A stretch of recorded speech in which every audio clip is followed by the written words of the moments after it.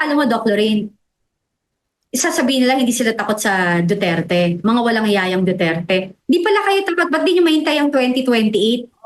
Di ba? Bakit hanggang ngayon, simula 2022, 2023, hanggang ngayon, non-stop kayo sa paninira sa Duterte? Hindi pala kayo takot eh. Bakit di kayo maghintay? Kayo nga, nasa inyo ang ang tag dito, COMELEC. Nasa inyo ang pera. Eh bakit on the dot kay 24/7, ang trabaho nyo is batikusin ang Duterte. Tapos yung mga siraulong vlogger dyan na bayaran, tsaka mga troll na bayaran, pagtatawanan nila, oh, yung, di ba, yung mga, yung ano nila, yung kanilang debate or pang-iinsulto sa mga DDS or supporter ng Duterte or bumabati ko sa gobyerno is, oh, yung tatay nyo, karton na lang. Mang karton na lang yun, tanga! Dapat doon kayo mag-isip, karton, niyayakap, nagpapa-selfie pa, minamahal pa, dinadayo all over the world. Karton na lang yun. Eh kayo, kinakahiya, iniiwasan, halos ayaw pansinin. Oh, di ba sa nakakita na rockstar talaga si PR. Di karton na lang, minamahal, niyayakap. Di ba? Alam mo Ibang yun? klase, no? Alam mo ba, Kati? Alam mo ba, Kati? Alam ko na yung pakiramdam ng rockstar kasi isang beses sumabay ako kay PRRD, pasok yun sa meet siya ng Philcoms sa Korea yata yon or Yeah. Hong Kong, hindi ko na maalala. So kasama ako pumasok ganun. Tapos, wow, ganun sabi ko, ganun pala pakiramdam ni Mick Jagger. Parang rockstar. Tapos biro mo, akala ko tops na yon. Akala ko yun Yeah. yung pinaka ano. Biro mo karton? Hmm. Cardboard cut up? Tapos mahal na mahal nila? Yung Yun na nagkakaguluhan. grabe, no? Talagang, di ba? Diba? So, talagang, bakit ninyo kaming pinagtatawanan? Kayo ang pinakakatawa. Kakatawa. Dahil losers kayo. Kasi flesh and blood ni Bangag, walang gustong lumapit, habang itong karton ni PRR, di pinagkakaguluhan at nagbiyahe pa. At hindi lang yan, Kati. Gumising ng 2:00 ng umaga para magluto ng pansit or whatever na dadalhin sa dahig na hindi lang Oo. sa dahig, all over the world. Oo. Vancouver, sa All Mariosa, over everywhere, Asia. Belgium. Saan? Saan? All over Asia, Korea, Yeah, all Japan. over Asia, 'di ba? All over Hindi the mo world. mapagtatakpan yung ginagawa ng mamamayang Pilipino all over the world. Na Amazing, no? nagrarally, sineselebrate yung birthday. First ever president na sinelebrate ang every time na nagbe-birthday siya. 'Di ba? Buong bansa. Nakita niyan, wala kayong magagawa. So yung mga nagsasalita dyan na, oh, yung karton yung tatay, mga tanga. Kayo ang Bobo, tanga eh, at no? bobo. 'Di ba? Kasi, 'di ba? How, Talo kayo ng karton na tatay namin. Talong-talo kayo. di ba? Dapat amaze ako doon na alam Super. nilang hindi nila makikita si PRRD na sa loob ng kulungan, they're not going to have any chance of seeing him. But Yeah. he still went out. Yung iba nagpapagawa ng pa ng sarili nilang standee. Di ba? Tapos meron pang video doon na lumapit sila sa gate tapos tinatawag nila, "Tatay." Naiyak Oo. naman ako. 'Di ba? Naiyak naman ako talaga. So imagine, no, all that trouble, yung bus na bus na kung saan Germany, whatever, Yeah. punong-puno ng Pilipino na lahat pupunta Oo. doon. Eh kayo na flesh and blood, Yeah. kahit siguro i-helicopter, ako nga sumakay diyan, ba't ako po para pumunta sa inyo, 'di ba? So Oo. what do you think, Kathy, no? Kasi ako tingin ko, gusto ko sabihin sa mga nag-i-impeachment bullshit na 'yan. O panoorin niyo 'yan. Panoorin ninyo ang Duterte Power. Yes. Kaya niyo 'yan, sige. Oo. Sumama kayo diyan sa buwakang impeachment na 'yan, pero magbabayad kayo. At ang hagupit na 'yan ay manggagaling, ito nakita niyo yung power, Oo. global power ng Pilipino ni Digong Oo. at At saka saka ng Vice hindi, President, no? iniisa-isa na ang huwadcom. Mayroong Grabe. na aksidente, di ba? Si So, Johnny Pimentel. oo, di ba parang, pero ang alam ko naman, alam ko sa kanya, ang alam ko lang, I'm not sure na parang, ano yun, nagbabalik bakod na siya. Pero, alam mo, Date. ay ako ganun lang eh. Gusto mo magbalik bakod ka, aminin mo yung mga mali.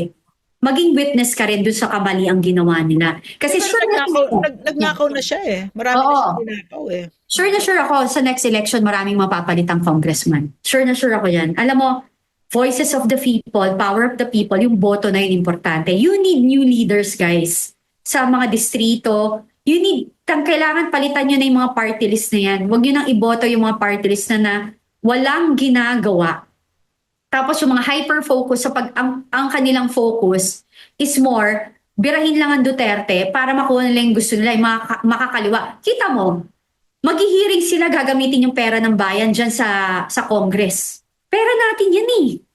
Di ba para impeach? Kung gusto yung impeach, iakyat nyo na yan sa Senate. Kati, alam mo, may na-imagine ako. Hmm. Na-imagine ko, talaga si Inday, ang lakas ng power niya kasi, di ba? Nakita mo, di ba grabe yung... Hmm. Tsaka nakita mo, kahit na anong ibato sa kanya, talagang, di ba, no? Talagang very... Yung ano niya, deadma. At saka very presidential siya, the way I see it. No? Tapos, so, parang feeling ko, kailangan talaga niya daanan natin lahat ito. Yes. Tapos si Inday at ang si PRRD ang paraan para matanggal na yung mga bulok na mga politiko na yan. Exactly. Exactly. Para makita natin talaga yung totoo, kung sino yung pumapapel, yung sino yung totoo. Alam mo, I talked to somebody last year, and sinabi niya sa akin, Kati, makikita mo yan kung sino yung nagpapahalapad ng papel, sino yung totoong supporter ng Duterte, sino talaga yung mga gusto lang mag-grandstanding, sino talaga yung nagpumapapel lang dyan, nagpapasikat, and gusto lang pakita nandiyan kami sa tabi ng mga Duterte and all. Kasi sabi sa akin, ang totoong supporter ng Duterte, tahimik eh. 'Di ba? Kukunti lang. Hindi sila yung at saka yung totoong kaibigan ng Duterte, hindi nila pinopost. You know what I mean? So, sabi ko, That's true. okay. 'Di ba? So, maraming ganun. And 2028 is coming eh.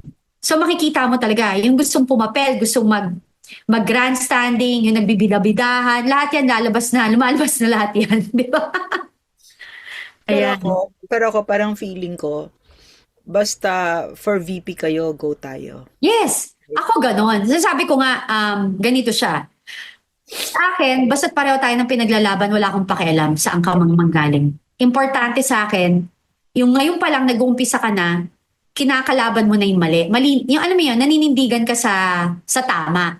'Di ba? Hindi yung after 1 year, sige 2028, 2027 doon ako mag-start. Hindi. Ngayon pa lang. Pakita mo na. Tumaya ka. Oh, 'di ba? Tumaya ka na. Doon tayo magkaalaman. Kasi hindi naman tanga si BP eh. 'Di ba? Alam mo pa si VP, tinan mo si VP, bilib ako sa kanya, tumataya talaga siya. Kasi, hindi, ang layo pa ng 2028, di ba? Yeah, correct. Pero sinabi na niya na hindi pwedeng walang managot. Kasi pwede namang huwag mo sabihin yun eh. Di ba? Correct. Para mambola ka na, para lumapit kayo sa kanya, or makipag-areglo, pero hindi siya nakikipag-areglo. Oo. Di ba? So dito mo makita yung paninindigan talaga very presidential. Kasi ba't ka makikipag-areglo? Bakit di ka muna lumabas publicly, sasabihin mo yung totoong nangyari? Hindi pwede na secretly makikipag-areglo ka kay BP. Hindi ganun. Lumantad ka, di ba? Na ako yung naninindigan, naging parte ako ng yung kagaguhan na ginawa na ayoko na maging parte nun. Ganun. Bago ka makipag-areglo, di ba? Hindi yung secretly makikipag-areglo ka kay BP. Hindi ganun. Walang ganun. Sino Lumantad ka. magsasabi nun? Di ba? Kaya magsasabi nun? Well, Meron kaya magsasabi diba? nun, Yung Cathy? sincerity kasi will start there. Di ba? Doon, hindi, ako kita mo na lang Doc Lorin. Kitang-kita mo yung merong guilty na kasabwat sa nakawan sa Congress. Lahat ng bumoboto against sa kanya. Kita, na ano nyo na yan, na red tag nyo na yan mga guys. Ano na yan, na tag nyo na yan. Kita nyo agad na sino yung mga nakakatanggap ng pera. Alam na natin. Tingnan nyo lang yan, ilista nyo. So sa distrito ninyo, alam nyo na yung congressman nyo dyan, kasabwat sa nakawan. Dito sa flood control. Kasi, meron yung mga nag-abstain, okay yan. Yung mga hindi sumali, yung mga hindi bumoto, okay yon, di ba? Pwede pa. Pero yung mga grabing nuknukan ng yung kanilang yung Kantaran. kampihan, di ba? At panay ang bana, talatang halata niya yan ang malalaki na kuha. So, wag niyo na yung boto. Kasi magnanakaw yung congressman niyo. Di ba? Yung kagandahan kasi nung kay Inday, wala talaga siyang impeachable offense. Kahit na sabihin mo, puro invento. I mean, iba sana kung kasi pwede silang magpalusot eh. Hindi kasi sinain ko yung impeachment kasi may impeachable offense, di ba? Si ano na lang eh. Si Attorney Rowena Gonzon Comelec kasi siya, di ba? Oo. Yung confidential funds COA yun, hindi yun impeachable.